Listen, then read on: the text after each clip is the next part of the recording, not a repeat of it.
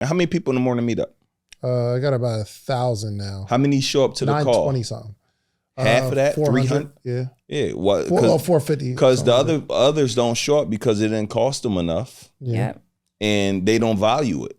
Yeah. When you invested in joining my mastermind, you were showing up initially. Yep. Because that was the most you spent for a mastermind at the time. Till he started making more money. Yeah. And then he joined another one. He showed up for the first couple months.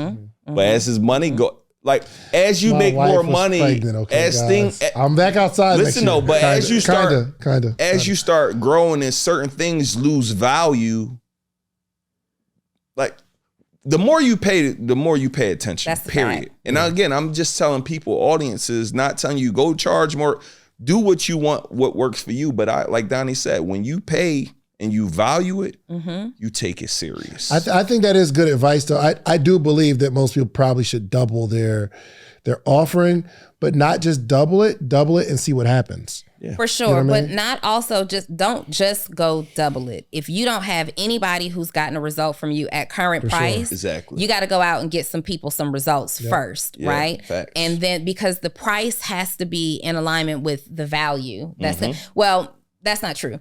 The value, if you do it right, is always going to be more than the price. Yeah. So my program that develops coaches develops them. You know, I have 30% of those people go out and make 6 figures.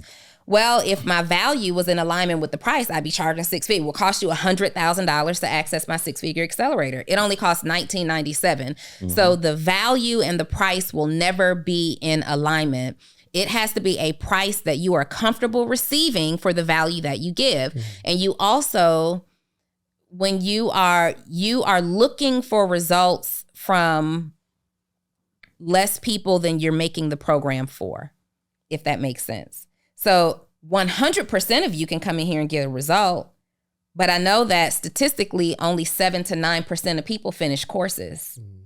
So I need a message that speaks to all of the people who want to create a course or consulting program, but the information in here is for the select few that's going to finish. Yeah, 100%. Okay. All right. So we understand the pricing on the webinar model, right?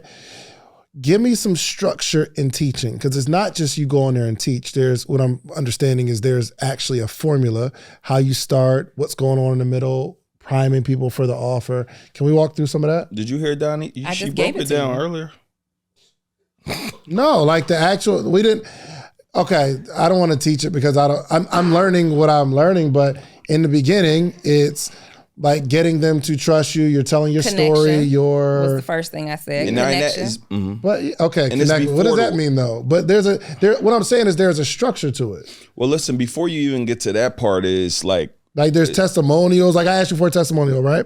Because Justin was like, yo, in a particular part, there needs to be testimonials that adds validation to what you're doing to other people. And then you're telling stories and their story after you tell your story. Yeah. And then you get into the offer, but you don't want to, like, you're not like, most of it isn't, here's 1, 2, 3 steps. Do we give homework after? So the thing about a webinar, Chance, is that there's levels to it. And everybody shouldn't be doing an advanced level webinar because they don't have enough experience to do it. Or team. They cannot facilitate an advanced level. Like the type of webinar you're talking about, you need to have framework and infrastructure in place behind you in order to pull off. So I don't want to scare the people who actually watch this podcast from just get on, start your Zoom, have your slides, and go to work. I don't think it was that difficult. Okay, let me give you, because look at this. This is very different. Like, yeah, I agree. Like you got it. We talking about, just say when you opt in our workshop, right?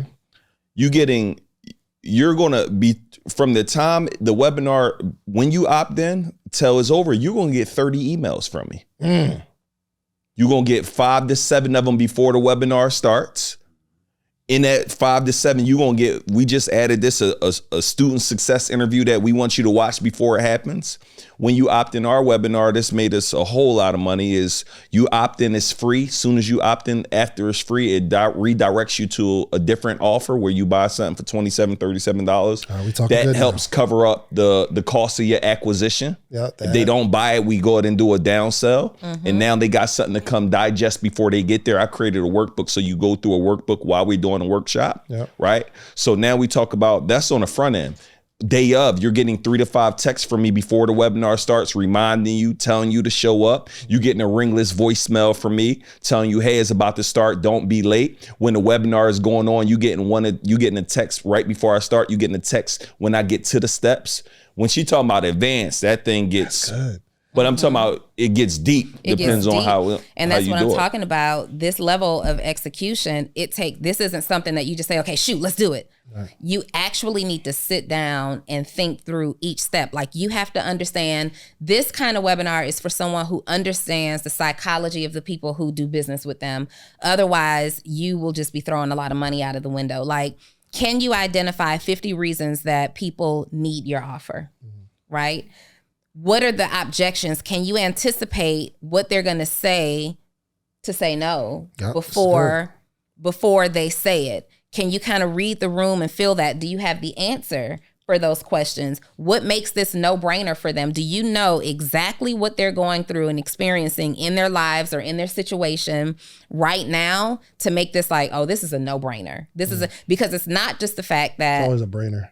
That's our phrase on the podcast. It's always a brainer. But it's not just the fact that nobody cares that, for real, there's 5 calls a day in the morning meetup. Nobody cares that you're online with them every single day. There's a problem that activity is solving for them. And so what is the problem? How do we communicate that? And then there's other little tips and things, tricks that you can do inside your webinar to increase. Like, most people go wrong with just having a funnel that says, like what Neo was saying, you have ad, or however you hear about it, you have registration, webinar, close, done, right? But what about when they get on the webinar? What's that dead space looking like in the first 5 minutes, 3 to 5 minutes that you're giving people to get on the webinar? Do you have a video of just testimonial after testimonial after testimonial playing? Like in the very beginning? A video of testimonial after testimonial. Like, if but you're I want you to there, because I don't want it to be hypothetical. Like, do you have this? Do you have that? Like, give a structure. Well, there's so many different things. So in the beginning, you could have a scrolling video of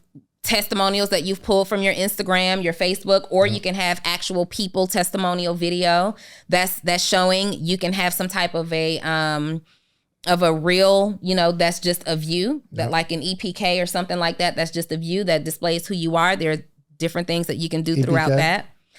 Like an electronic press kit, so to speak, but that's something that's like 2 minutes that you're playing, so that when people come on to the webinar, their attention is immediately captured. They're not waiting for you to start. There can be things like on my webinars, I'm going to change it up, but what I've done in the past, I'd have a banner tray made for me that said, welcome to the webinar. Go ahead and tell me a little bit about your business. So while we're waiting for people to get on, they're typing in the chat something about, drop it in the chat, tell me something about your business so I know who I'm talking to. And you're doing that while you're waiting for more people to come on? While we're waiting for people to come on, because I usually give about 3 minutes for people to come on to the webinar.